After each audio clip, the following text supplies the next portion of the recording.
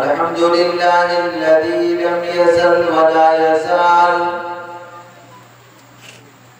हय्यन क़य्यूमन आलिमन क़दीरन समीअन बसीरा व नशहदु अन ला इलाहा इल्लल्लाह वहदहु ला शरीका लह व नशहदु अन्ना सय्यिदना व सनदना व नबियना व मौलाना मुहम्मदन अब्दुहु व रसूलुहु अरसलहु बिल हक़्क़ि बशीरन व नज़ीरा सल्लल्लाहु तआला अलैहि व अला आलिहि व अस्हाबिहि व अज़वाजिहि व ज़ुर्रिय्यतिहि व बारक व सल्लम तस्लीमन कसीरन कसीरा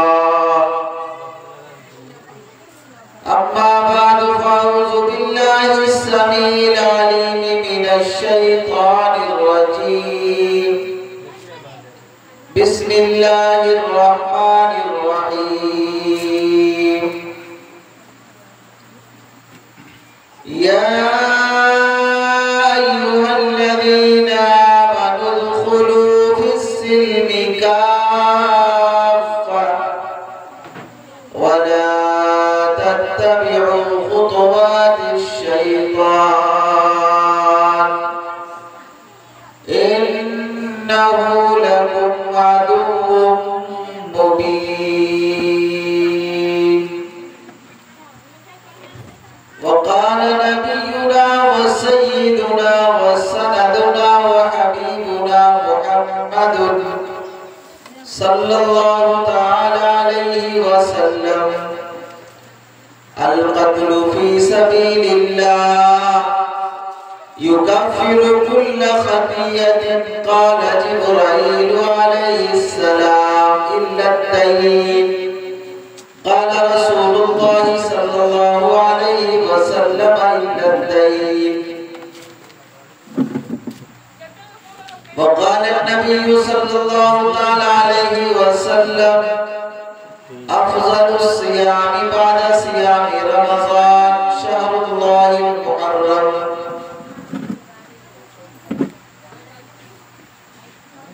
आमन्तु बिल्लाहि सदक़ल्लाहु मौलानल अलीयुल अज़ीम व सदक़ व बल्लगना रसूलुहुन नबियुल करीम अल अमीनुल मुबीनुल मुतीन व नहनु अला ज़ालिका लमिनश शाहिदीन वश्शाकिरीन वल्हम्दुलिल्लाहि रब्बिल आलमीन।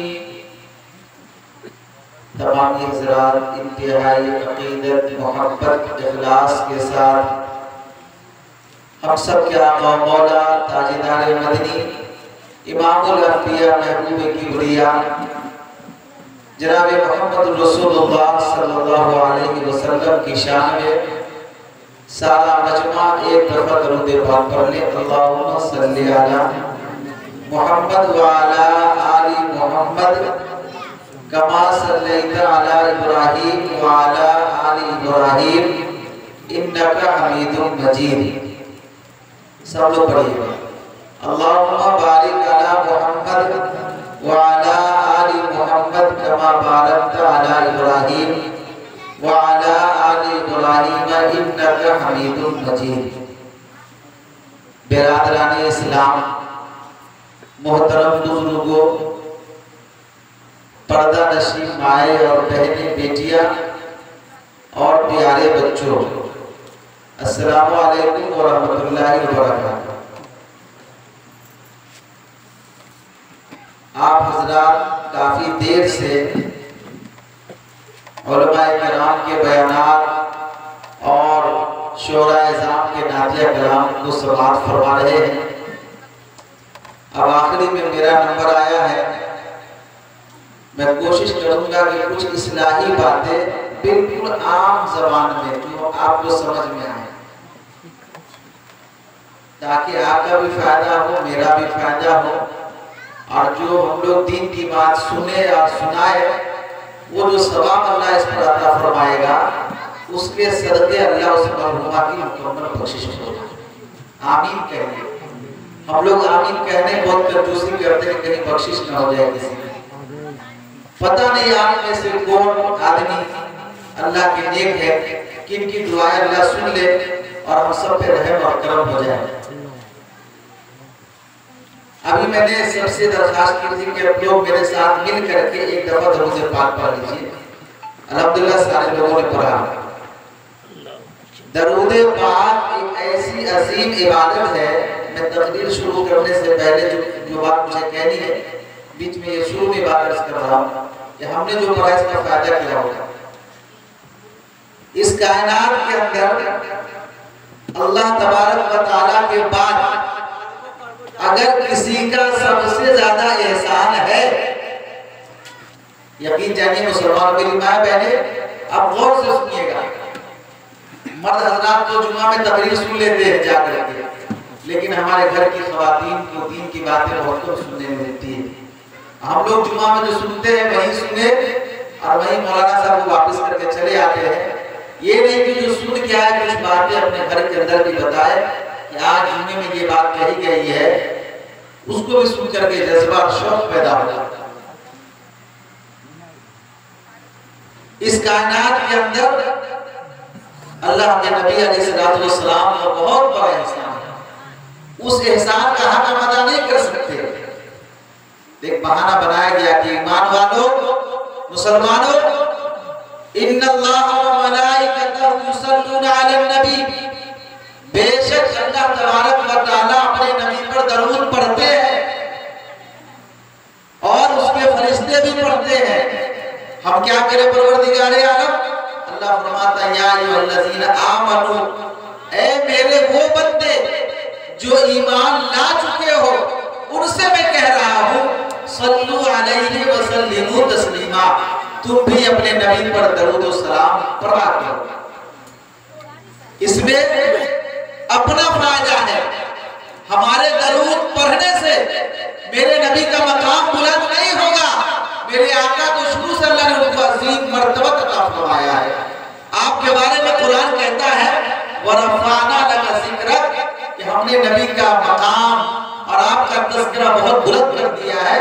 नबी की शान में दरूद पढ़ के मेरा और आपका मकाम ऊंचा होगा, हमें आखिरत में फायदा होगा।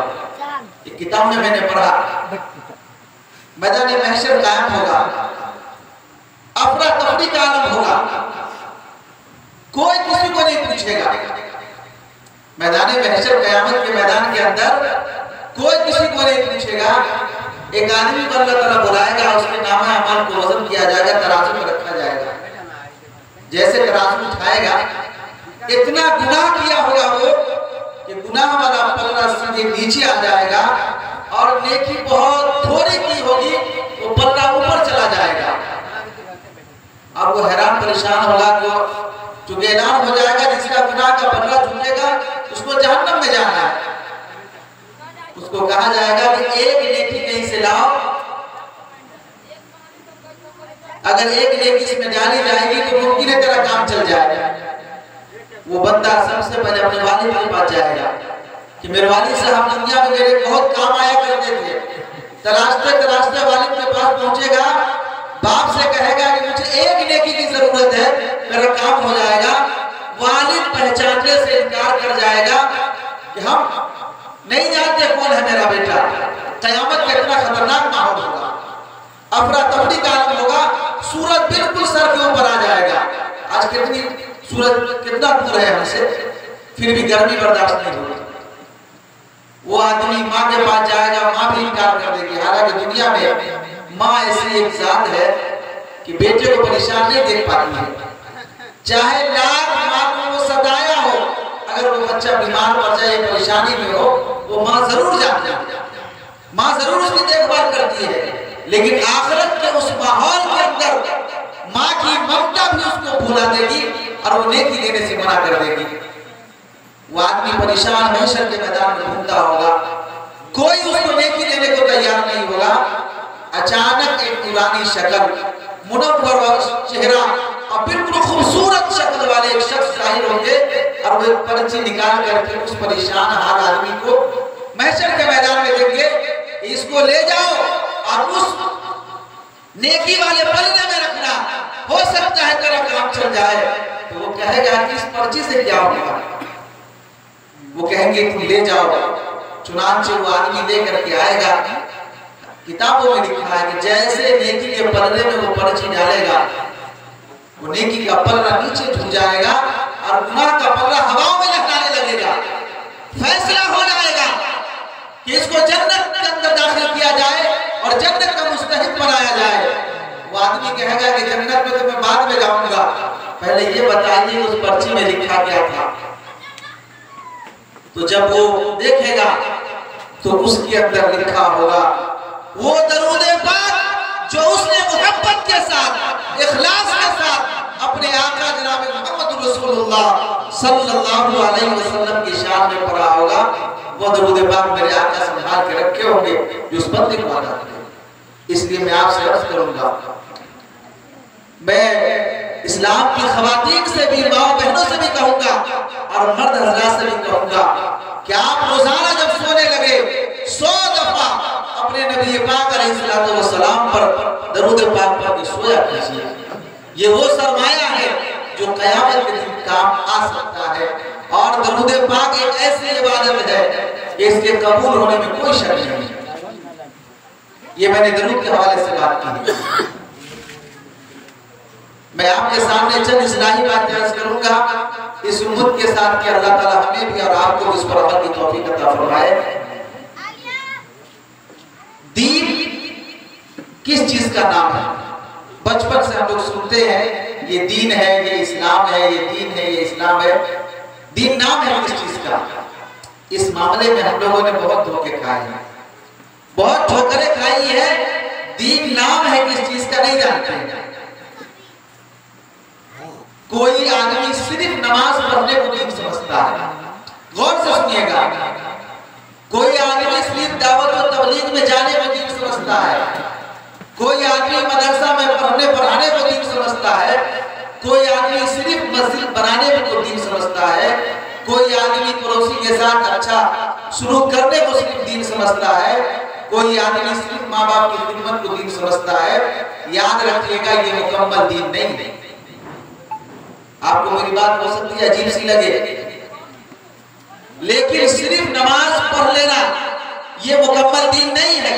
सिर्फ तहज्जुद पढ़ लेना ये मुकम्मल दीन नहीं है। सिर्फ मदरसा मस्जिद बना लेना ये मुकम्मल दीन नहीं है। सिर्फ बीवी के हक को अदा कर लेना या सिर्फ माँ बाप के हक को अदा कर लेना ये मुकम्मल दीन नहीं है, बल्कि सारी चीजों को लेकर के चलना ये मुकम्मल दीन है। हमारी जिंदगी के अंदर माँ बाप की खिदमत भी हो, बीवी के हुकूक को भी अदा करे, अल्लाह के भी हक को अदा करे और अल्लाह के बंदे के हक को भी अदा करे, मदरसे मस्जिद को भी आबाद करे। सारी चीजों को लेकर के चलेंगे ये मुकम्मल दीन होगा।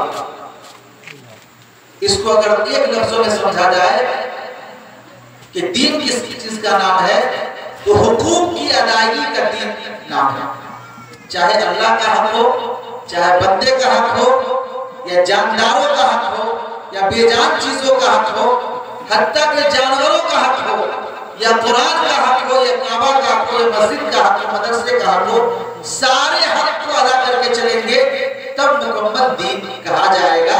इसी को मैंने कहा हुकूक की अदायगी का नाम दीन है।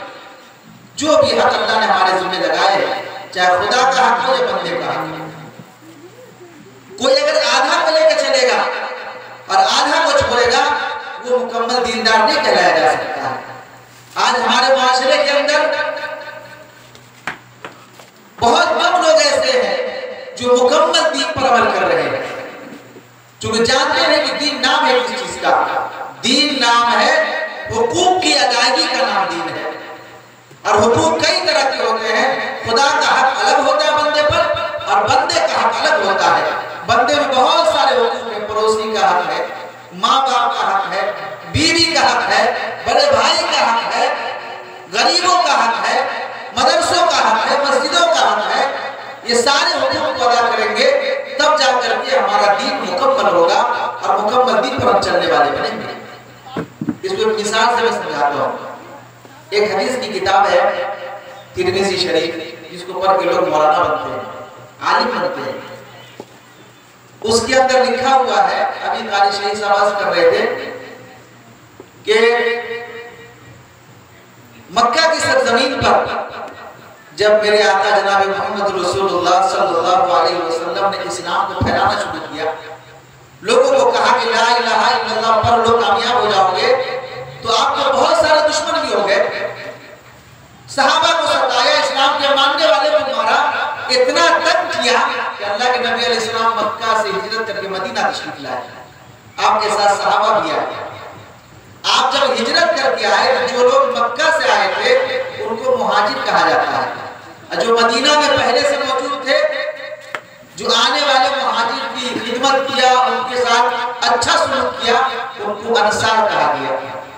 अल्लाह के नबी सल्लल्लाहु अलैहि वसल्लम आए और एक एक मुहाजिर का हाथ पकड़ करके मदीना के रहने वाले एक एक सहाबी के साथ मिला करके भाई बना दिया, जिसको मुआफ़ात कहते हैं, भाईचारा कायम किया दोनों के अंदर।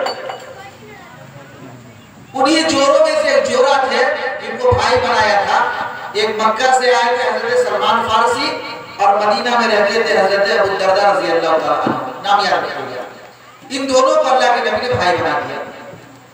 वो अपने काम पे गए, ये अपने काम पे गए। काफी दिनों के बाद वो जो मक्का से सहाबी आए थे हजरत सलमान फारसी रज़ी अल्लाह तआला अन्हु, इनको ख्याल आया कि मेरे नबी ने जो मदीना के अबू दरदा सहाबी रज़ी अल्लाह तआला अन्हु के साथ मेरा रिश्ता कायम कर दिया था भाई का, काफी दिनों से मुलाकात नहीं, चलो मुलाकात करके आते हैं। वो सीधे अपने घर से निकले और हजरत अबू दरदा के मकान पर आए, जो मोहल्ले मदीने में मकान था उनका। आकर के दस्तक दी तो पता चला कि हजरत अबू दरदा घर पर नहीं है, उनकी बीवी है घर पर। उनकी बीवी को देखा उन्होंने, तो देखा क्या, हजरत अबू दरदा की बीवी बिल्कुल मैली कुचैली, कपड़े साफ नहीं, लगता सर में महीनों से कंघा नहीं किया है, बिल्कुल बदन गंदा संदा, ज़ेबो सुन्नत कुछ इख्तियार नहीं किया था। तो हजरत सलमान ने देख करके कहा, माशाअल्लाह या अल्लाह, ऐ अल्लाह की बंदी, तुमने क्या हाल बना रखा है। किसको कह रहे हैं?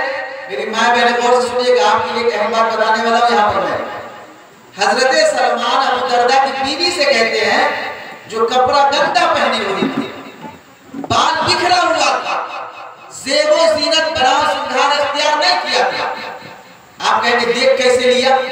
उस वक्त तक पर्दा का हुक्म नहीं आया, उस वक्त तक कुरान में पर्दा का हुक्म नहीं आया था कि औरत मर्द से पर्दा करेगी गैर मर्द से।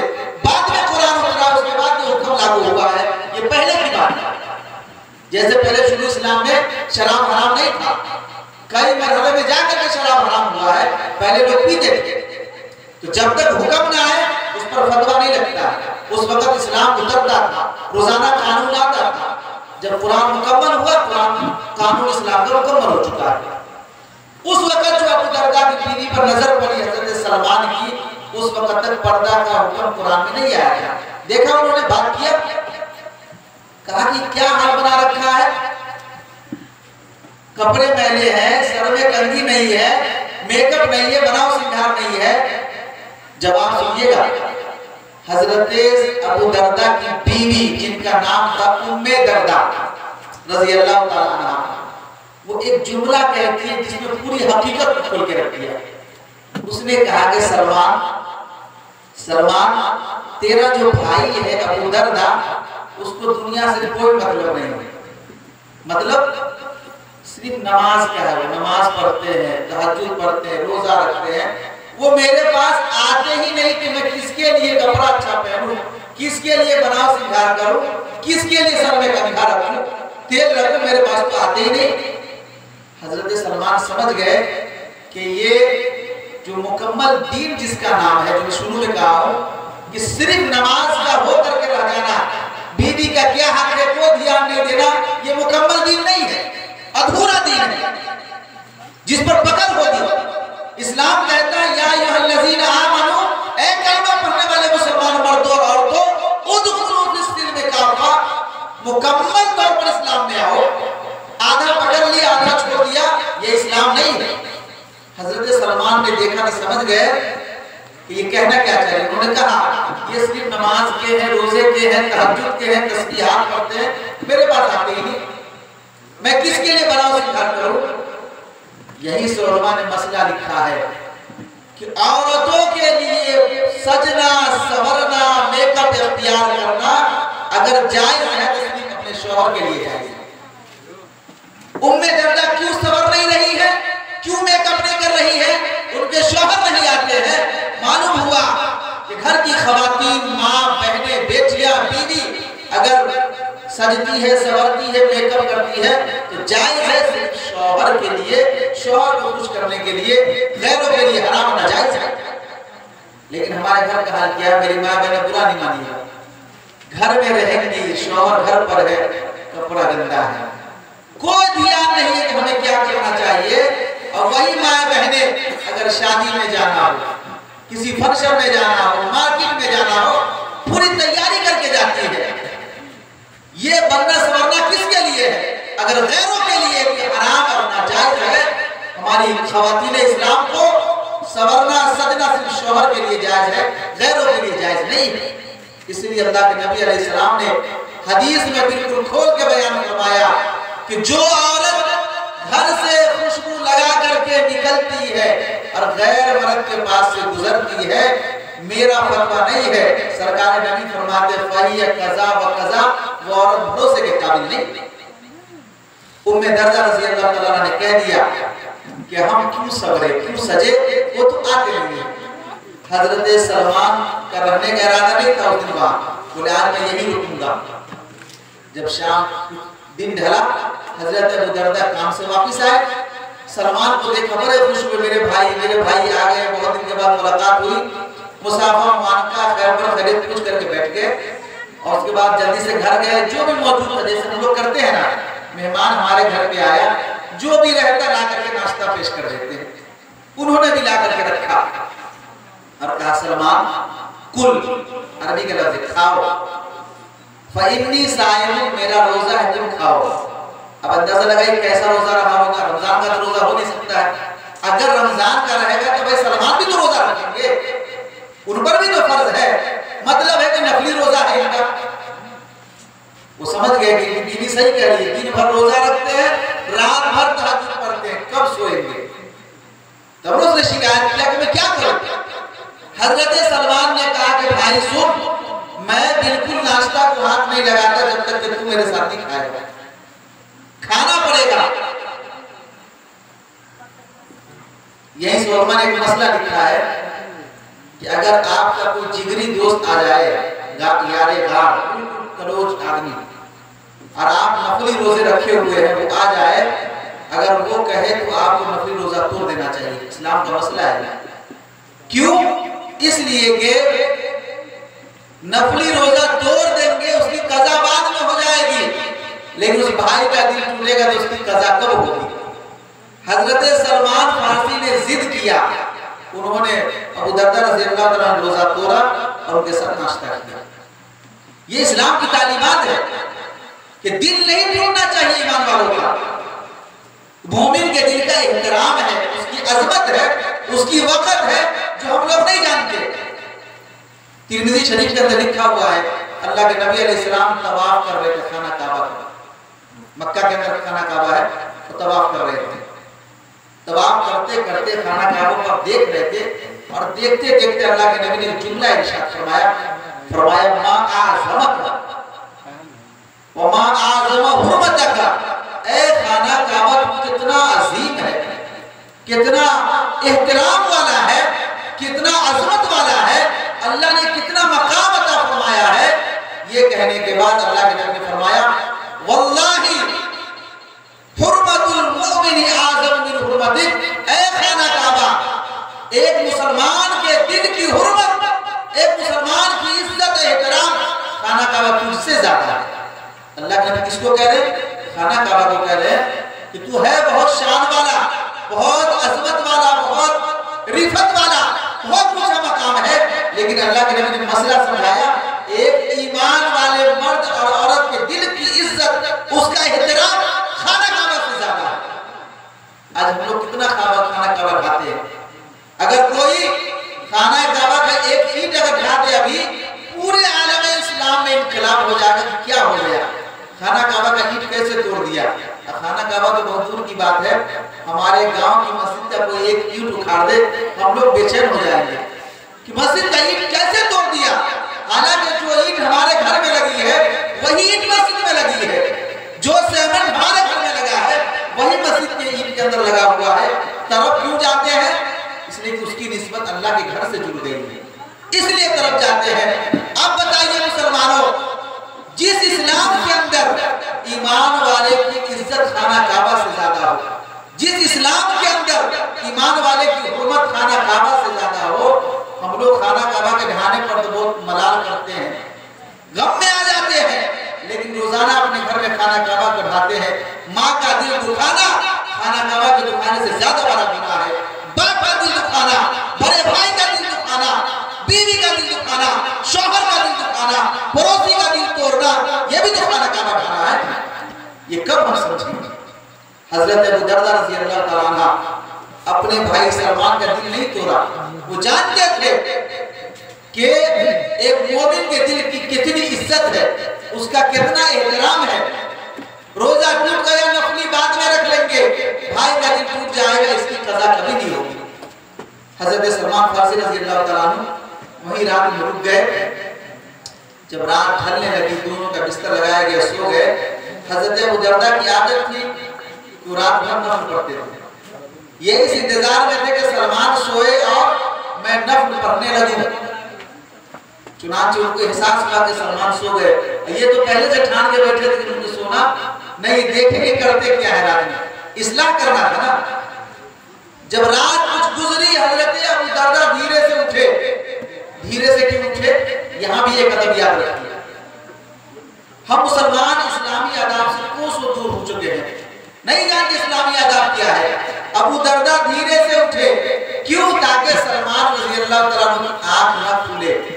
पता चला रात में अगर हम नमाज पढ़ने के लिए कभी तहज्जुद के लिए उठे या तिलावत के लिए लोटा जोर से मत पढ़ रखिए, टीवल कस के मत चलाइए, हंगामा मत कीजिए, ताकि पड़ोसी को पता चल जाए वो नमाजी आदमी उठा है। धीरे से उठना चाहिए ताकि सामने वाले की नींद खराब ना हो। आज हम लोग शौहर बीवी के नींद का ख्याल नहीं करता, बीवी शौहर के नींद का ख्याल नहीं करती, पड़ोसी पड़ोस के नींद का ख्याल नहीं करता, माँ बाप के नींद का ख्याल नहीं करते।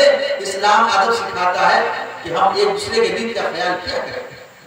हजरत अबू दरदा धीरे से उठे, जैसे उठे हजरत सलमान ने कुर्ता पकड़ लिया। क्या बात है, चुपचाप सो रहो, कुछ नहीं पढ़ना, सो जाओ। सो गए। फिर कुछ देर के बाद उनको लगा कि हजरत सलमान सो गए, फिर उठने की कोशिश किया, फिर कुर्ते का दामन पकड़ा, फिर बोला कि सो जाइए, कुछ नहीं करना है, फिर सो गए। तीसरी दफा फिर उठे, फिर सुला दिया। जब हजरत सलमान को लगा कि अब फजर होने वाली है, तो आधा घंटा के करीब पहले खुद भी उठे, इनको भी उठाया, कहा फसल्ली कुमिल आन, अब उठिए, फसल्ली नमाज पढ़िए, जितना आप चाहते हैं, जितना मन है पढ़िए। चुनांचे दोनों मिलकर के तहज्जुद की नमाज पढ़े। लेकिन हजरत अबू दरदा को टेंशन हो गया, एक तो दिन में रोजा तोड़वा दिया, रात में रात पर नमाज पढ़ने नहीं दी, सुबह में उठाया। जब पढ़ लिए तो हजरत सलमान ने मसला समझाया। वो मसला सुनिए। हजरत सलमान ने कहा कि अबू दरदा, इन्ना लिरब्बिका अलैका हक़्क़न, आपके ऊपर खुदा का भी हक है, वले ज़ईफ़िका अलैका हक़्क़न, अगर मेहमान आ जाए तो उसका भी हक है, वले ज़ौजिका अलैका हक़्क़न, अगर अल्लाह ने बीवी दी है तो उसका भी हक है, वले ऐनिका अलैका हक़्क़न, तेरे ऊपर आँख का भी हक है। इन सारे हक को अदा करोगे, इसका नाम इस्लाम है। सिर्फ नमाज का होकर के रह जाना, बीवी बच्चों को छोड़ देना, ये इस्लाम नहीं। खुदा को भी याद करो, खुदा के बंदे का भी हक अदा करो, बाल बच्चे का भी हक अदा करो, और ये जिस्म है इसको भी आराम दिया करो। लेकिन उनके जहन में बात दूसरी बैठी हुई थी, असर नहीं किया। फजर की अजान हुई, दोनों साहब उठे, वजू किया, कहाँ चले गए, अल्लाह अकबर, हम सब को अल्लाह मदीने की ज़ियारत नसीब फरमाए, आमीन कहिए। वो मस्जिद नबवी जिसमें एक नमाज पढ़िएगा तो 50,000 नमाज के बराबर सवाब मिलेगा। उसमें उस वक्त इमामत करते थे हम सब के आका मौला जनाब मोहम्मद रसूलुल्लाह सल्लल्लाहु अलैहि वसल्लम आप फजर की नमाज पढ़ा रहे थे। दोनों सहाबी पहुंचे, फजर की नमाज में शरीक हुए और सलाम फेरने के बाद अल्लाह के नबी का ये मामूल था, आप मुक्तदी की तरफ घूम के बैठ जाते थे। क्यों? ताकि किसी को मसला पूछना है तो वो मसला पूछेंगे, कोई अगर ख्वाब देखा है तो ख्वाब की ताबीर पूछेंगे तो बता दूंगा। आप घूम के बैठे, सहाबा नबी के करीब हो गए। जाहिर सी बात है, जिस महफिल पाक में कायनात के सरदार मौजूद हो, उससे बड़ी बाबरकत मजलिस क्या हो सकती है। सहाबा परमाणु की तरह नबी के सामने आगे बढ़ के बैठ गए और कहने लगे किसी को कुछ पूछना हो तो पूछे। हजरत अबू दरदा आगे बढ़े, रात भर तो बेचैन थे कि कब सुबह हो कि नबी से अर्ज करो। कहा कि या रसूल अल्लाह सल्लल्लाहु अलैहि वसल्लम, आपके सहाबी अबू सलमान ने हमारे साथ बहुत जुल्म किया। क्या जुल्म किया है? पहला जुल्म तो ये किया, इन्होंने मेरा नफली रोजा तोड़ा दिया कि जब तक तुम नहीं खाओगे हम नहीं खाएंगे। दूसरा जुल्म ये किया कि पूरी रात नमाज नहीं पढ़ने दिया। अल्लाह के नबी अलैहिस्सलाम ने फरमाया, सलमान क्या बात है, ये सब कैसे हुआ? हजरत सलमान ने कहा कि या रसूलल्लाह सल्लल्लाहु अलैहि वसल्लम, हमने इसको मसला समझाया है कि इन्ना लिरब्बिका अलैका हक़्क़न, अल्लाह का भी हक है, वलिज़ौजिका अलैका हक़्क़न, बीवी का भी हक है, जिस्म का भी हक है, मेहमान का भी हक है। ये सारे हक को अदा करोगे तो मुकम्मल दीन होगा। ये हमने समझाया है। अल्लाह के नबी ने फरमाया, सदक़ सलमान, सलमान ने सही बात कही। इस वाक़ये से पता चलता है कि दीन नाम किस चीज का है। वो सहाबी रसूल थे, बताना पड़ा कि इस तरीके से मुकम्मल दीन होता है और नबी ने उसकी तस्दीक फरमाई है। तो हमें भी आपको भी चाहिए कि हम मुकम्मल दीन पर अमल करें।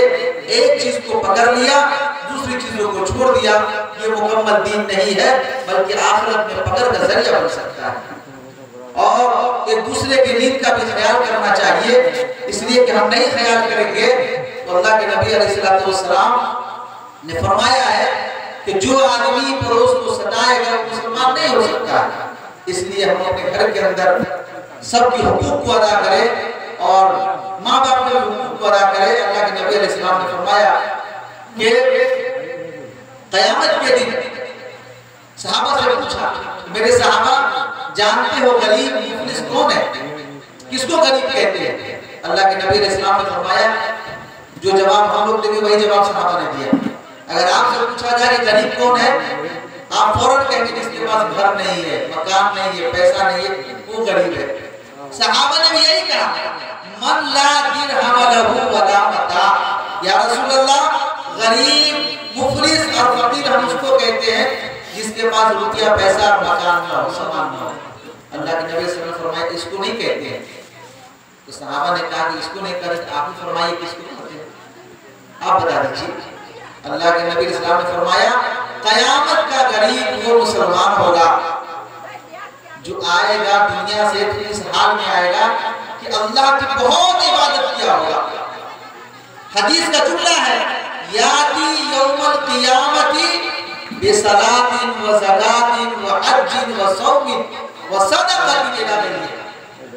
और कमा क़ाल अलैहिस्सलातु वस्सलाम, ये प्यारे आका अलैहिस्सलाम फरमाते हैं कि वो आदमी जो आएगा अल्लाह की खूब इबादत किया होगा, बहुत हज किया होगा, बहुत ज़कात सदका दिया होगा, कोई रोजा नहीं छोड़ा होगा, ना मुहर्रम का, ना अरफा का, ना अय्याम बीस का, ना नफली रोजा, ना रमजान का, सारे रोजे रखे होंगे। यानी कि अल्लाह की इबादत में कुछ टच छोड़ा होगा, अल्लाह की इबादत में खड़ा होगा, कई मिनट की बीमारी होगी। लेकिन अल्लाह के नबी कह रहे हैं अलैहिस्सलाम कि वो गरीब होगा क़यामत के दिन। क्यों? सहाबा से फरमाया कि वजह ये है, कद शतम हाज़ा व अकल माल हाज़ा व सफ़का दम हाज़ा। हाल ये होगा कि अल्लाह के हक को तो मजबूती से अदा किया होगा, बंदे के हक में कोताही किया होगा। अब हमने शुरू में कहा मुकम्मल दीन लेके जाएगा तो कामयाबी है। एक पहलू को लिया, खुदा की इबादत जम के किया, खूब हज किया, खूब ज़कातें दी, गरीब के बच्चियों की शादी कराई, यतीमों की परवरिश किया, भूखे पड़ोसी को खिलाया, सब काम किया। लेकिन किया का दुनिया में दूसरा काम, किसी को गाली दे दिया, किसी की गीबत कर लिया। औरतें मेरी माँ बहनें सुने, किसी को गाली दे दिया, किसी की गीबत कर लिया, किसी की चुगलखोरी कर दी, किसी पर बहतान लगा दिया, किसी का जमीन कब्जा कर लिया, किसी का माल लिया तो वापिस ही नहीं किया, किसी को धोखा देकर के आया है, दुनिया में जब फैसला करने के लिए बुलाया नाइंसाफी किया, गलत फैसला किया, ये सब काम करके भी गया होगा। अब क्या होगा? जब वो अल्लाह की बारगाह में जाएगा, अल्लाह इबादत का ढेर होगा, पहाड़ कहिए, इधर हक वसूल करने वाले भी बहुत सारे खड़े होंगे। अल्लाह फरमाएगा तेरा क्या काम है? मौला करीम ये हमको दुनिया में गाली दिया, अच्छा इसका रोजा लेके जाओ। तुम्हारा क्या हाल है? इसने हमको हमारी गिबत किया था, इसकी नमाज लेके जाओ। इस तरीके से सब लोग शिकायत करते रहेंगे और प्यारे आका अलैहिस्सलाम फरमाते हैं अल्लाह ताला उसके सारी नेकियों को बांटते रहेंगे। नतीजा ये होगा इसका पहाड़ कितना बड़ा नेकी सब का सब दुनिया में जिसको सताया होगा सब लेकर के चला जाएगा, फिर भी बहुत सारे लोग खड़े होंगे। अल्लाह फरमाएगा अब क्या है, तुम लोगों का क्या मामला है? वो कहेगा मौला करीम हमारा भी जमीन ले लिया था। मुसलमानों होशियार हो जाइए, ये दुनिया चंद रोजा है। हम अगर किसी का एक बारिश भी, एक धूल भी, एक इंच भी जमीन अगर नाजायज कब्जा करेंगे, ये जमीन यही रहेगी, हम आप चले जाएंगे, इसका अंजाम बहुत बुरा होगा। इसलिए अपने बच्चों के लिए सही रास्ता छोड़ के जाइए ताकि बच्चा आपका सुकून से जिंदगी गुजार सके और कब्र आपकी ठंडी रहे, वहां कोई काम नहीं देगा। जिस बच्चों के लिए हम और आप किसी की जमीन कब्जा करेंगे, वो बच्चा कभी फातिहा पढ़ने कब्र पर नहीं जाएगा। जिस बच्चे के लिए किसी का माल हड़प कर लेंगे, वो बच्चा हमें याद नहीं करेगा हम क्यों उसकी सजा आग के अंदर कब्र के अंदर भुगतेंगे, क्या वजह, क्या किस लिए? इसलिए अल्लाह के नबी इस्लाम ने फरमाया कि वो आदमी और भी खड़े होंगे। अल्लाह फरमाएगा तेरा क्या मामला है? वो कहेगा हमारा हक अभी बाकी, इसने पैसा लेके नहीं दिया था, हमारे साथ ऐसा किया था वैसा किया था। अब क्या होगा? इसके तो सारे रोजे नमाज ज़कात हज सारी फैक्टरियां खत्म, सारे पहाड़ खत्म। अब अल्लाह ये करेगा कि उन लोगों के गुनाहों को उठा करके इस हाजी साहब के ऊपर, मियाँ जी के ऊपर, नमाजी के ऊपर, दीनदार के ऊपर डाल देंगे और नतीजा क्या होगा? प्यारे नबी का जुमला है सुम्मा उल्किया फिन्नार, और उसको उठा के जहन्नम में घसीट के डाल दिया जाएगा। नबी फरमाते हैं सहाबा ये गरीब आदमी है, ये मुफलिस आदमी है जो नमाज बहुत पढ़ा, ठंडी में उठा, ठंडे पानी से वजू किया, पैसा खर्च के हज करने दिया, करोड़ों रुपया गरीबों की शादी पर खर्च किया, लेकिन दुनिया में दिल दुखा के आया था। किसी को गाली दी थी, किसी को मारा था, किसी का जमीन ले लिया था, यतीमों को सताया था। इसलिए हमें आपको चाहिए कि हम पूरे दीन पर अमल करें, इबादत भी करें, किसी का दिल भी नहीं दुखाए, किसी के साथ जुल्म भी न करें। इंसान तो इंसान है, हमें चाहिए कि हम जानवरों के भी हक को अदा करें। अगर किसी ने भैंस पाला है, मुर्गी पाली है, गाय पाला है, उसके भी हक को अदा करें, उसके साथ भी जुल्म नहीं करना चाहिए। आपने सुना होगा बनी इस्राइल के अंदर एक औरत थी, उसने बिल्ली पाल रखा था, बड़ी नमाजी, तिलावत करने वाली, सदका देने वाली, दीन का बहुत काम करती थी। देखिए जानवर को तकलीफ देने की कितनी सजा है, तो कोई अगर इंसान को तकलीफ देगा तो उसका क्या अंजाम होगा? अक्लमंद लोग समझ सकते हैं। वो बनी इस्राइल की औरत जो नमाजों की पाबंद थी, सदका खैरात किया करती थी, लेकिन बिल्ली पाल रखा था, उसने बिल्ली को रस्सी में बांध दिया और खाना पीना नहीं दिया 2-3 दिन, वो बिल्ली मर गई। उस वक्त के पैगंबर ने कहा और हमारे नबी ने बुखारी शरीफ में फरमाया है कि वो औरत जहन्नम में डाल दी गई। नमाज काम नहीं आया, सदका खैरात सब यूं ही रह गया। क्यों? अल्लाह के मखलूक के साथ उसने जुल्म किया। इसलिए अगर हम जानवर को भी परवरिश करते हैं, उनके भी खाने पीने का एहतमाम ध्यान रखना जरूरी है, तब जाके मुकम्मल दीन पर अमल होगा। दीन नाम है हुकूक को अदा करने का। हमारे ऊपर माँ का हक है उसको अदा करिए, बाप का हक है उसको अदा करिए, पड़ोसी का जो हक है उसको अदा करें, बाल बच्चों के भी हक को अदा करना चाहिए। माँ बाप समझते हैं कि सिर्फ बेटा और बेटी पर ही माँ बाप का हक है।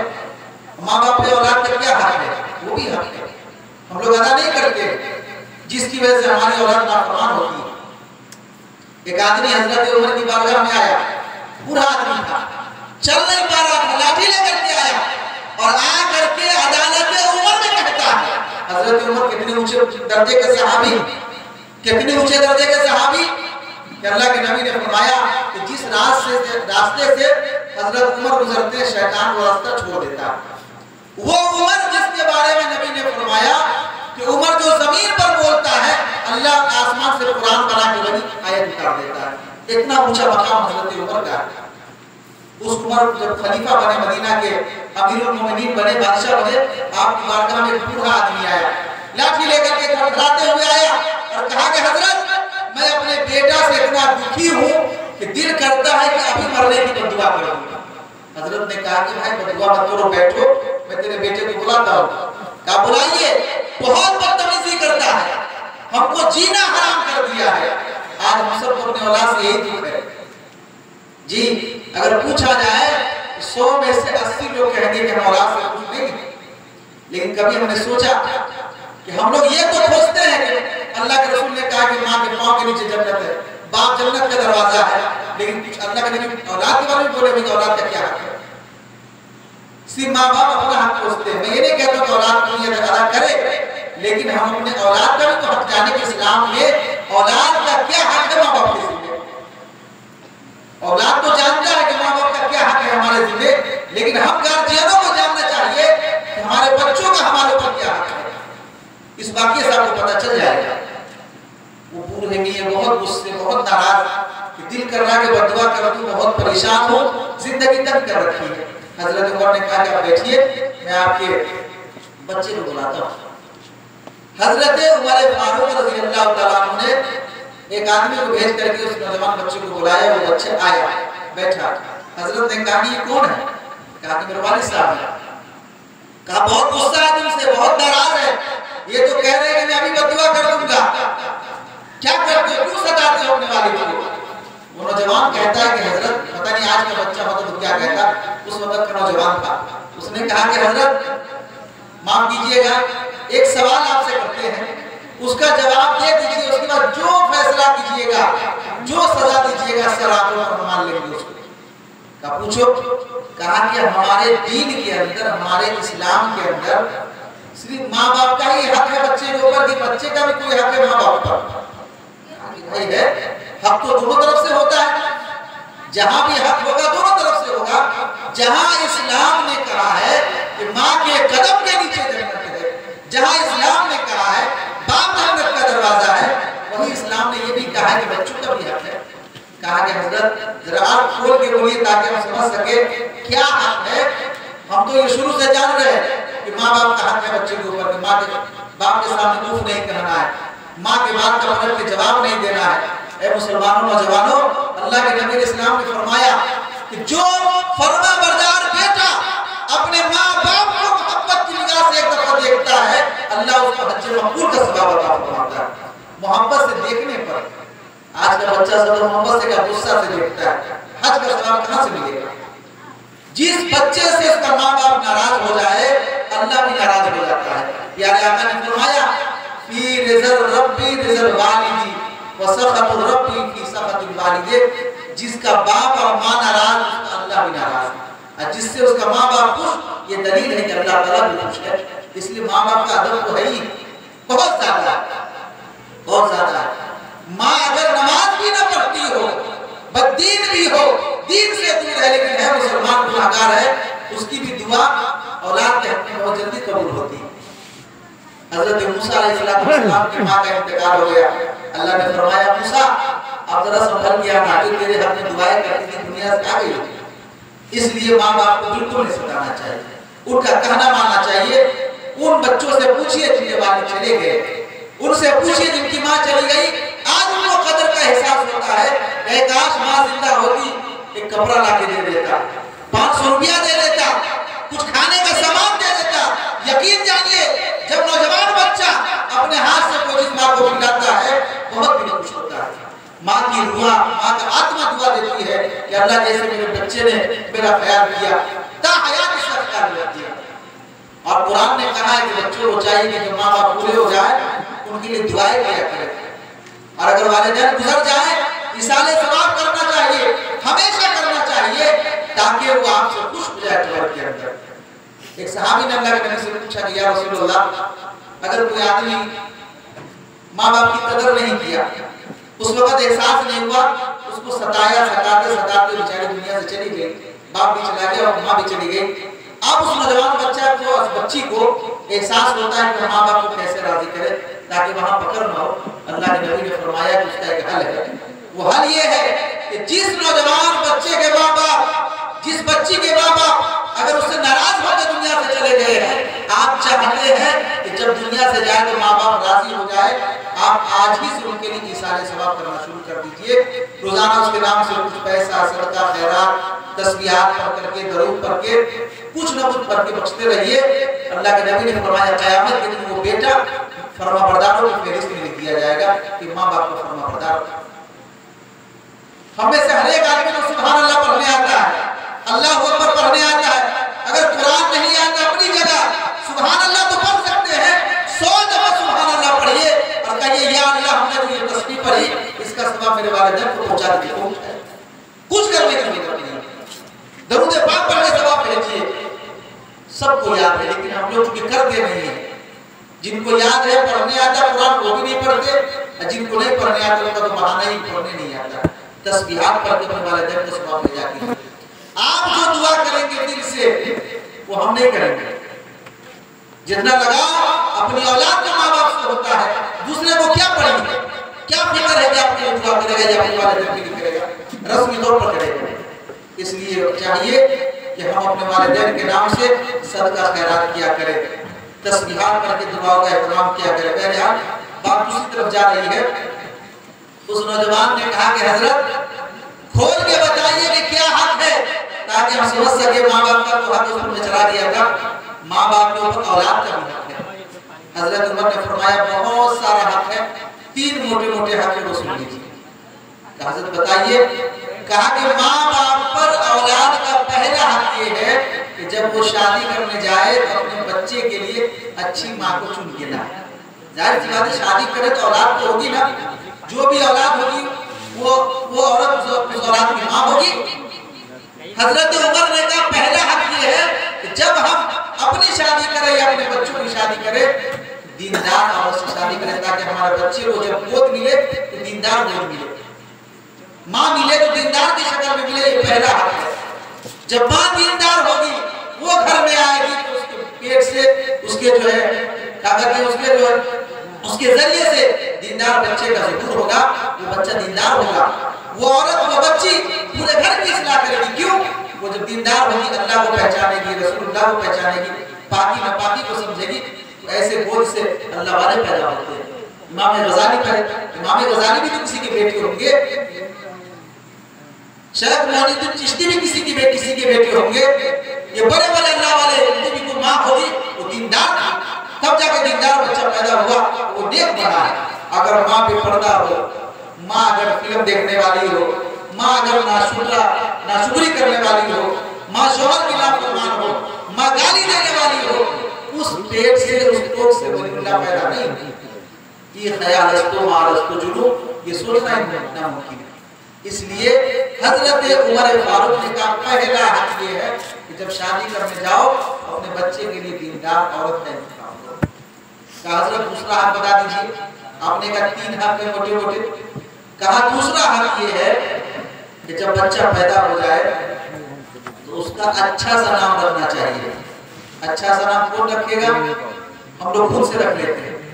नहीं, कोई नाम अगर आप चुने भी है किसी आलिम साहब से, किसी मुफ्ती साहब से, किसी दीनदार आदमी से, दीन के जानकार को कहिए ये नाम हम सोचे बच्चा का रखने के लिए ठीक है कि नहीं। क्यों? नाम का असर जात पर पड़ता है, उस बच्चे के ऊपर पड़ता है। नाम का असर पड़ता है तो पूछ करके रखना चाहिए। हम लोग नाम उल्टा सीधा रख लेते हैं। एक आदमी ने रख दिया अपने बच्चे का नाम साबुन, कुरान में आया है सूरह अल-माऊन के अंदर, पढ़िएगा। साबुन है, साहुल का माना क्या होता है? साहुल का माना होता है गाफिल। उलमा बैठे पूछिएगा, अल्लाह से गाफिल, रसूलुल्लाह से गाफिल, कुरान से गाफिल, सब चीज से गाफिल। जब नामे गाफिल हो गया साहुल, क्या करेगा? तो नाम ऐसा होना चाहिए जिसका माना अच्छा हो। लोग कहते कुरान में साहुल, कुरान में तो इब्लीस भी मिल जाएगा, शैतान का भी नाम है, कारून का भी नाम है, फिरौन का भी नाम है, हामान का भी नाम है, सबका नाम सब रख लिया जाएगा? नहीं, वो रखा जाएगा जिसका माना अच्छा होगा। इसी तरीके से बात लोग अपनी बच्चियों का नाम रख लेते हैं मंतशा। एक दो नाम बता दो ताकि हमारे ज़हन में रहे। जब भी नाम रखिए जानकार से पूछ के रखिए, अच्छे नाम का बच्चे पर असर होगा, उसको फायदा मिलेगा। मंतशा का क्या मतलब है? कुरान में देख लिया, मंतशा रख लिया। मंतशा का मतलब होता है जो तू चाहती है। अब ये जो तू चाहती है बच्चा माँ बाप का सुनेगा, जो चाहेगा वही करेगा। नाम गलत है, इसलिए बच्चों का नाम सही रखना चाहिए। हजरत उमर फारूक रज़ी अल्लाह तआला अन्हु ने कहा, दूसरा हक ये है कि जब बच्चे की विलादत हो उस वक्त दम बेहतरीन फैसला लेना चाहिए। हम लोग उसी जगह लड़खड़ा जाते हैं, जो काम सही करने का जब आप लोग धोखा खा जाते हैं, दूसरे काम में उलझ जाते। किसमें उलझ गए? छठी करने में। छठी इस्लाम में है ही नहीं। अकीका करना चाहिए बच्चों का। इस्लाम के अंदर अकीका है। शैतान का बुरा हो उसने अकीका से, अकीका 7वें दिन होता है। बच्चा आज पैदा हुआ, 7वें दिन अल्लाह के रसूल ने फरमाया सल्लल्लाहु अलैहि वसल्लम कि लड़का है तो छोटे जानवरों में 2 बकरा 2 बकरी कर ले, या बड़े में जो है 2 भाग कर लीजिए। लड़का के लिए, लड़की है तो 1 हिस्सा होगा। उसका फायदा क्या होगा अकीका का? वो बच्चा जिसका हम अकीका कर देंगे, अल्लाह के करम से, अल्लाह के फजल से वो बच्चा बड़ी बड़ी बीमारियों से महफूज हो जाएगा। हम लोग नहीं करते हैं, 7वां दिन से पहले छठी 6 दिन पर ही कर लेते हैं, जो गैर इस्लामी तरीका है, हिंदुआना तरीका है। इस्लाम का उससे कोई लेना देना नहीं है। इसमें मर्दों की कम गलती होती है, हमारी माँ बहनों की ज्यादा गलती होती है। उनको समझाया जब आप नहीं समझते हैं। आप मुसलमान हैं, आप वो तरीका देखिए जो नबी फातिमा का तरीका है, आप वो तरीके पे चलिए जो मेरे आका का तरीका है। आप उस तरीके को फॉलो कीजिए जो इस्लाम बताता है, घर में बरकत आएगी। अगर कोई आदमी आपको सही मसला बताए उस पर अमल कीजिएगा, आपका घर जन्नत बन जाएगा। जिस घर से सुन्नत को अगर मार के भगाया जाएगा उस घर में कहां से बरकत आएगी? बरकत उन मकामों में आती है जहां नबी की सुन्नत बसा करती है, जहां नबी का दीन आता है, बरकत वहां आती है। बात फिर दूसरी तरफ चली जाएगी। अल्लाह के नबी अलैहिस्सलाम जब पैदा हुए, आप दुनिया में आए, तो मक्का के अंदर लोग बच्चा लेने आया करते थे, ले जाके दूध पिलाते थे 1-2 साल। जिसका बच्चा होता था वो लोग उसको पैसा देते थे। तो जिस साल मेरे आका पैदा हुए उस साल भी बहुत सारी औरतें मक्का ही बच्चा लेने के लिए, सब औरतें मालदारों के बच्चा को लेके चली गई। मेरे आका के दरवाजे पर जब आती और बीबी आमना से पूछती कि आमना कोई बच्चा है? जी बच्चा है। इसके वालिद जिंदा है? आप जानते हैं मेरे नबी की विलादत से पहले मेरे नबी के वालिद दुनिया से चले गए, हजरत अब्दुल्ला रज़ी अल्लाह तआला अन्हु। बीबी आमना कहती इसके वालिद नहीं है, वो औरतें छोड़ के चली जाती कि वालिद ही नहीं है, दूध पिलाएंगे इसका मुआवजा और इसका उजरत कौन देगा? लेकिन मेरा ईमान ये कहता है वो छोड़ के नहीं जाती थी। परवरदिगार आलम अपनी महबूब को, अपने नबी आपके समा को ऐसे गोद में जाने नहीं देते थे जिनके अंदर कदर बना। वो तो किस्मत में लिखा था दाई हलीमा रज़ी अल्लाह तआला अन्हा के। जब वो आई कहा कोई बात नहीं, वालिद नहीं तो क्या हुआ? जाकर अल्लाह के नबी लेटे हुए थे, ऊपर से कपड़ा रखा हुआ था वाइट। जब चेहरा हटाया मेरे आका ने ऐसा मुस्कुराया, सुभान अल्लाह, नबी का चेहरा कितना खूबसूरत हुआ। मेरे आका से ज्यादा हसीन कायनात ने आज तक न देखा है, न कयामत तक कोई माँ। मेरे आका की खूबसूरती पर चांद कुर्बान हो जाए। चांद की खूबसूरती भी वहां पर कम पड़ जाती है जब मोहम्मद रसूलुल्लाह का चेहरा खिलता है। इतने खूबसूरत दाई हलीमा ने देखा, मेरे आका ने जब मुस्कुराया तो हलीमा कहती नबी की मुस्कुराहट देख करके ऐसा लगा कि सीना ठंडा हो गया, उठा करके सीने से लगा लिया और कहा कि मैं स्कूल जाऊंगी। वो हलीमा जहां वो रहती थी, कबीला वालों के साथ लोग जाएंगे हज करने, तो दूर गए वाला था, वहां से 10 औरतें आई थी, 9 औरतें मालदारों के बच्चे को ले गई और दाई हलीमा जिस ऊँटनी पर आई थी, ऊँटनी इतनी कमजोर थी कि 9 औरतों की ऊँटनी बहुत आगे 10 किलोमीटर आगे पीछे चलती थी। वो लोग रुक करके इंतजार करते थे जाने में। जब वो लेकर के बच्चा लोग सब चली गई आगे, दाई हलीमा पीछे से आई है, जब नबी को लेकर के गोद में बैठी है, सुभान अल्लाह, अभी लेकर के बैठी है, बरकत का नुज़ूल शुरू हो गया। वो ऊँटनी जो आने में चल नहीं पाती थी, अब इतनी तेज भागी है, वो लोग जो जा चुकी थी घंटों पहले, सब पीछे कर दिया। वो औरतें कहने लगी, हलीमा सवारी कैसे बदल लिया, तेरी सवारी तो बहुत कमजोर थी। दाई हलीमा रज़ी अल्लाह तआला कहती है, ऐ औरतों, मैंने सवारी नहीं बदला है, सवारी का सवार बदल दिया। सुभान अल्लाह, सुभान अल्लाह भी तो कहिए सल्लल्लाहु अलैहि वसल्लम, मेरे आका तशरीफ फरमा इस पर। और जब घर गए, वो ऊँटनी, वो बकरियां जिनके थनों में दूध नहीं होता था, सारी की सारी बकरियां के थनों में दूध भर गया। कहना ये चाहता हूँ, दाई हलीमा ने मेरे नबी को गोद लिया, घर बरकत से भर गया। अगर हम घर में सुन्नत को लाएंगे, हमारा घर भी बरकतों से भर जाएगा। सुन्नत की उसी नबी की सुन्नत है। आज हमारे घर से बरकत इसलिए गई है कि हमने सुन्नतों को निकाला, बच्चे का अकीका बंद कर दिया, छठी शुरू कर दिया। मेरी माँ बहनें, आप बिल्कुल इस बात को पल्ले बांध लीजिए, ये आपका तरीका नहीं। आप जिस नबी का कलमा पढ़ते हैं, वो प्यारे आका अलैहिस्सलाम ने फरमाया अकीका। बहरहाल बात ये चल रही थी कि हजरत उमर ने फरमाया कि दूसरा हक ये है कि जब बच्चा पैदा हो तो उसका अच्छा सा नाम रखा जाए। उस नौजवान ने कहा, हजरत तीसरा हक बता दीजिए, बात भी खत्म हो जाए। कहा कि तीसरा हक ये है कि जब बच्चा पढ़कर के होशियार हो जाए, उसको कुरान की तालीम दिलाई जाए। तीनों हक सुनने के बाद वो नौजवान कहता है कि या अमीरुल मोमिनीन, ए खलीफतुल मुस्लिमीन, ये जो मेरा बाप बैठा हुआ है, बैठे हुए हैं, बूढ़े हैं, आप मेरे बाप से पूछिए ये तीन हक में से कौन सा हक मेरा अदा किया है। हम तो जानते माँ बाप का हक, इसलिए शुरू में मैंने कहा कि दीन नाम है पूरे हुकूक पर अमल करने का। सबका हक अदा करेंगे तब मुकम्मल दीन होगा, आधा पे अमल करेंगे इस पर आखिरत में पकड़ होगी। अल्लाह ने कुरान में कह दिया है काफा, इस्लाम में पूरे पूरे दाखिल होना होगा। हजरत उमर ने कहा कि बूढ़े मियां को छोड़ो, तुम बताओ कौन सा हक अदा नहीं हुआ है। वो नौजवान कहता है, ए खलीफतुल मुस्लिमीन, मुसलमानों के बादशाह खलीफा, आपने ये फरमाया कि पहला हक ये है कि जब आदमी शादी करे अपनी या अपने बच्चों की, तो उस नस्ल से जो बच्चा आने वाला है उसके लिए अच्छी माँ का इंतखाब करे, दीनदार माँ का इंतखाब करे। हजरत मेरे बाप ने जो मेरे लिए माँ लाई है, जिससे मैं पैदा हुआ हूँ, मेरी माँ जानिया है, बदकारा है, पूरे इलाके की बहुत मशहूर बदनाम ज़माना खातून है, वो मेरी माँ है। जब ऐसी माँ होगी तो उसके पेट से तो हम ही पैदा होंगे, कौन पैदा होगा। और कहा, हजरत आपने कहा है कि दूसरा हक ये है बच्चों का बाप और माँ के ऊपर कि उसका अच्छा सा नाम रखा जाए। पूछिए मेरे बाप से, मेरा नाम ऐसा रखा है, अरबी का लफ्ज है, उसका माना क्या बताता हूँ। कहा उसका माना होता है गोबर का कीड़ा। जब नाम है गोबर है तो हम तो गोबर ही बनेंगे, कहाँ से घी बन सकते हैं।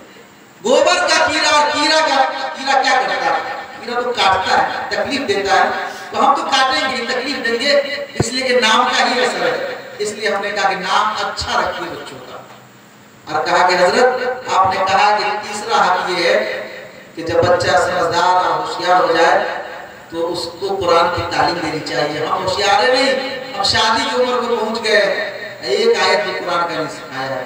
अब हजरत उमर का जलाल, इतने जलाली सहाबी, इतने गुस्सा वाले, पूरे मियाँ से कहा कि अभी उठ जाइए, अभी दफा हो जाइए हमारी बारगाह से, आप अपना हक खोजने के लिए आए हैं, बच्चे का हक कुर्बान करके बैठे। पता चला इस्लाम के अंदर सारे हुकूक को अदा करने का नाम इस्लाम है और दीन है। बातें बहुत सारी है, मुसलमानों बहुत सारा मैं छोड़ भी दिया क्योंकि वक्त भी हो रहा है और सारे हज़रात देख रहे हैं, मुझे लगता है सोने की तरफ भी जा रहे हैं। जो बातें कही गई है अल्लाह तबारक व तआला इसको कबूल फरमाए और जितनी बातें मुझसे पहले बयान की गई अल्लाह उस सबको कबूल फरमाए और सब पर अमल की तौफीक अता फरमाए। जो नेकियां हम लोगों को अल्लाह ने अता फरमाई, इसका सवाब अल्लाह ताला मरहुमा को अता फरमाए और उनको गनी की रहमत फरमाए। व आखिर दावाना अल्हम्दुलिल्लाहि रब्बिल आलमीन। हाफिज साहब ने हमसे पहले, हमारे शहीद साहब ने मुहर्रम के ताल्लुक से कुछ बातें रखी हैं। एक बात उसमें मैं जोड़ देता हूँ, बात खत्म कर देता हूँ। मुहर्रम के महीने के अंदर बहुत सारी चीजें जो होती है तो इस्लाम में नहीं है। आपको हमको करना क्या, दो काम करना है मुहर्रम के महीने में। सब लोग सुन लीजिए, सिर्फ दो काम करना है, इसके अलावा कुछ मत कीजिए। पहला काम ये करना है जिसकी तरफ इशारा इन्होंने किया है कि अल्लाह के रसूल सल्लल्लाहु अलैहि वसल्लम ने फरमाया है कि जो मुसलमान मर्द हो या औरत मुहर्रम के महीने का एक मुहर्रम से लेकर के 30 तारीख तक या 29 तारीख तक, 30 का महीना हो या 29 का महीना हो, पूरे मुहर्रम के महीने में जो मुसलमान एक रोजा रखेगा अल्लाह ताला एक रोजे के बदले उसको 30 रोजा रखने का सवाब देंगे। 30 रोजा एक रोजे के बदले। और जो 10वीं मुहर्रम है उसके बारे में अल्लाह के नबी अलैहिस्सलाम ने फरमाया जो 10वीं मुहर्रम का खास तौर पर रोजा रखेगा उसके अल्लाह ताला पिछले एक साल के गुनाह को माफ कर देंगे। तो मैं गुजारिश करूंगा मर्द हजरात से भी, हमारी माँ बहनों के रोजा रखने में बहुत आगे होती है, नमाज में पीछे हो जाती है, नमाज में भी आगे रहा करें। जन्नत आपके लिए भी बनी है, मर्द के लिए भी बनी है। जितना हो सके रोजा भी रखे, नमाज की पाबंदी करे और सदका खैरात भी किया करे। अल्लाह के नबी अलैहिस्सलाम जब मेराज से वापस आए तो आपने औरतों को बुलाया, कहा कि औरतों की जमात इधर आओ। औरतें उस वक्त की सहाबियात की नबी पर ईमान लाई थी। आप जब करीब आई तो अल्लाह के नबी ने फरमाया, ऐ औरतों क्या वजह है कि मैंने जहन्नम में औरतों को ज्यादा देखा है। अल्लाह हमारे माँ बहन की हिफाजत फरमाए, सबको जन्नत अता फरमाए। अल्लाह के नबी ने फरमाया, ऐ औरतों क्या वजह है, मैं मेराज में गया था, जन्नत देखा, जहन्नम देखा, मैंने जहन्नम में औरतों को ज्यादा देखा है। फिर फरमाया कि इसकी वजह ये है औरतों के अंदर दो बीमारी बहुत ज्यादा है, उसको खत्म कर लीजिए। एक बीमारी अल्लाह के नबी ने फरमाया कि लानत मलामत ज्यादा करती है, हर बात पे मर जाओ, रह जाओ, गिर जाओ, उतर जाओ, फेंका जाओ, यहाँ तक कि जानवर को भी लानत कर देती है। फरमाया लानत ज्यादा करती है, लानत नहीं करना है। दूसरा अल्लाह के नबी ने फरमाया कि औरतों के अंदर नाशुक्री की आदत ज्यादा होती है। एक शौहर पूरी जिंदगी खिलाया पिलाया, थोड़ी सी गुर्बत आ गई, तकलीफ आ गई, एक ही जुमला में सब पर पानी फेर देती है कि जब से इस घर में आए आज तक सुख देखा ही नहीं। कितना दिल पे लगता होगा। अल्लाह के नबी ने फरमाया ये नहीं कहना, ये कहने से औरतें जहन्नम में चली जाती है, नाशुक्री करने से जहन्नम में जाती है, लानत मलामत करने से जहन्नम में जाती है। और अपनी औलाद को बददुआ नहीं देनी चाहिए, लानत नहीं करनी चाहिए। और अल्लाह के नबी ने फरमाया, औरतों ने कहा कि या रसूल अल्लाह, जब आपने औरतों को जहन्नम में ज्यादा देखा है और दो कारण से जहन्नम में जा रही है तो बचने का रास्ता बताइए। फरमाया सदका किया करो, खूब अपने हाथ से सदका दिया करे, लानत न करे, शोहर की शुक्रगुजारी करे, नाशुक्री न करे, जब भी कोई मांगने वाला है अपने हाथ से भी दिया करे। एक हदीस ज़हन में आ गई, अल्लाह के नबी ने फरमाया कि जो आदमी बुरी मौत से बचना चाहता है, बुरी मौत क्या है, एक्सीडेंट में मर जाना, अचानक मर जाना, ये सब भी कुछ कहने से काम चला गया। फरमाया कि अगर बुरी मौत से बचना चाहते हैं अपने हाथ से भी गरीबों को दिया करें, अपने हाथ से। एक सहाबी थे, नाबीना हो गए थे, नुमान बिन बशीर रज़ियल्लाहु तआला, लेकिन उनके घर पे कोई मांगने वाला आता, हमारे को ज़ईफ आदमी ने पोता को भेज दिया, तुम दे आओ, ठीक है, उनको भी आदत डालनी चाहिए, अपने हाथ से भी देना चाहिए। वो सहाबी अपने घर से लेकर दरवाजे तक एक रस्सी को बांध रखा था, जब भी कोई कहता अल्लाह के नाम पर दो, कुछ उठाते और रस्सी पकड़ते पकड़ते गेट पे आते, उसको अपने हाथ से देते। किसी ने कहा कि हजरत आप क्यों इतनी परेशानी उठाते हैं?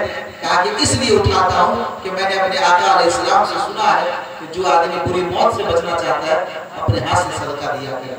बहरहाल मैं ये अर्ज कर रहा था कि इस महीने में दो काम करना है, एक तो रोजा रखना है, दूसरा अल्लाह के नबी अलैहिस्सलाम ने फरमाया 10वीं मुहर्रम को घर के अंदर अच्छा खाना पका के खाना चाहिए। ये तो सब लोग कर लेंगे, ये सबसे आसान काम है। अगर और दिनों में आप सब्जी खाते हैं, दाल खाते हैं, तो उस जरा बिरयानी बना लीजिए, कुछ अच्छा आइटम बना लीजिए, फल फ्रूट ज्यादा ले आइए। अल्लाह के नबी ने फरमाया, मिशकात की हदीस है, मन औसा यौम आशूरा अला अयालिही, कि जो मुसलमान आशूरा के दिन 10वीं मुहर्रम को अपने अहल व अयाल पर नफका के अंदर यानी खर्च करने में कुछ इजाफा करेगा, एक्स्ट्रा खर्च करेगा, खिलाएगा, अल्लाह उसकी बरकत से पूरे साल उसके कारोबार में बरकत डाल देंगे, उसकी बिजनेस में बरकत डाल देंगे, उसके रिज़्क़ में बरकत डाल देंगे। उस दिन खाने में थोड़ा फरमानी करना चाहिए, दस्तरखान को कुशादा कर देना चाहिए। फल फ्रूट ले आए, कुछ अच्छा बना दिया, बरकत क्या मिलेगी? अल्लाह के नबी ने फरमाया आपके कारोबार में, रिज़्क़ में अल्लाह बरकत देगा। ये दो काम करना है, इसके अलावा जितना है नहीं करना है। सब लोग आप समझते हैं। अल्लाह ताला हम सबको इन कही हुई बातों पर अमल की तौफीक अता फरमाए। व आखिरु दावाना अल्हम्दुलिल्लाहि रब्बिल आलमीन।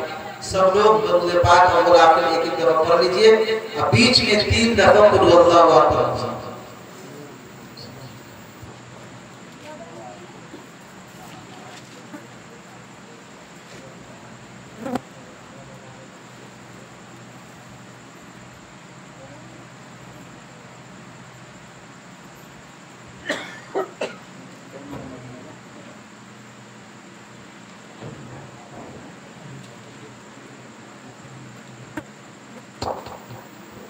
दुआ। अल्हम्दुलिल्लाहि रब्बिल आलमीन वस्सलातु वस्सलामु अला सय्यिदिल अंबिया'i वल मुरसलीन व अला आलिहि व सहबिहि अजमाइन। या रब्बी लकल हम्दु कमा यंबगि लिजलाली वजहिका व अज़ीम सुल्तानिक। सुब्हानल्लाहि व बिहम्दिहि अदद खल्क़िहि व रिज़ा नफ्सिहि व ज़ीनत अर्शिहि व मिदाद कलिमातिहि। या हय्यु या क़य्यूम बिरहमतिका नस्तगीस। इलाहुल आलमीन मौला करीम परवरदिगार आलम सारे जहां के बादशाह, या रब्बल आलमीन या अकरमुल अकरमीन या अरहमर राहिमीन।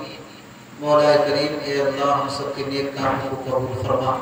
इलाहुल आलमीन अब तक जो दीन की बातें कही गई, सुनी गई, मौला इसमें गलती कोताही जो हुई इसको अपने फजल से माफ़ फरमा। मौला करीम जो सवाब अपने अता फरमाया, सूरह इखलास पढ़े गए, अहले सब का सवाब सबसे पहले हुजूर पाक सल्लल्लाहु अलैहि वसल्लम को अता फरमा। हुजूर के सदक़े से तमाम अंबिया किराम, सहाबा किराम, सहाबियात किराम, ताबईन, तबा ताबईन, बुजुर्गान दीन, औलिया किराम, जुमला मोमिनीन मोमिनात को अता फरमा। ए अल्लाह खास तौर पर मरहुमा हलीमा खातून को इसका सवाब अता फरमा, और इस खानदान से जितने भी मोमिनीन मोमिनात दुनिया से गुजर गए मौला सबको इसका सवाब अता फरमा। जितने लोग यहाँ पर मौजूद है, हम में से जिनके भी वालिदैन, रिश्तेदार, दोस्त, अहबाब दुनिया से रुखसत हो गए, मौला सबको इसका सवाब अता फरमा। ए अल्लाह सबकी मुकम्मल बख्शिश फरमा। ए अल्लाह सबकी मुकम्मल मग़फ़िरत फरमा। ए अल्लाह सबको जन्नत नसीब फरमा। ए अल्लाह सबकी कब्रों में नूर और रहमत की बरसात अता फरमा। इलाहुल आलमीन ए अल्लाह हम में से जो लोग बीमार है सबको शिफा अता फरमा। ए अल्लाह जिनके घर में परेशानी है उनकी परेशानियों को दूर फरमा। इलाहुल आलमीन हम सबको मुकम्मल दीन पर अमल करने की तौफीक अता फरमा। इलाहुल आलमीन जितने लोग दुआ में हाथ उठाए हुए मौला करीम सबकी ज़रूरतों को पूरा फरमा। ए अल्लाह सबकी झोलियों को पूरा फरमा। ए अल्लाह सबके घर के अंदर बरकत रहमत अता फरमा। ए अल्लाह सबकी उम्रों में बरकत अता फरमा। मौला करीम ज़मीनी आसमानी नागहानी बलाओं से, मुसीबतों से हम सब की हिफाजत फरमा। इलाहुल आलमीन जिनके घर में औलाद नहीं है नेक साले औलाद अता फरमा। अल्लाह जिनके घरों के अंदर बच्चियां जवान है, अल्लाह मुनासिब रिश्तों का इंतजाम फरमा। इलाहुल आलमीन ए अल्लाह जिनके घर के अंदर किसी किस्म की भी दिक्कत परेशानी है मौला सबको दूर फरमा। इलाहुल आलमीन हम सबको ईमान पर चलने की तौफीक अता फरमा। अल्लाह इस्लाम पर ज़िंदगी गुजारने की तौफीक अता फरमा। इलाहुल आलमीन दीन की दुनिया की सारी भलाइयाँ हम सबको नसीब फरमा। परवरदिगार आलम जो मांगा वो भी अता फरमा, जो मांगने से रह गए वो भी अपनी शाय निशान हम सबको नसीब फरमा। इलाहुल आलमीन हमारी दुआओं को हुजूर पाक सल्लल्लाहु अलैहि वसल्लम के वसीले से कबूल फरमा। रब्बना तक़ब्बल मिन्ना इन्नका अंतस समीउल अलीम व तुब अलैना इन्नका अंतत तव्वाबुर रहीम। सल्लल्लाहु तआला अला खैरि खल्क़िही मुहम्मदिन व अला आलिहि व सहबिही अजमाइन बिरहमतिका या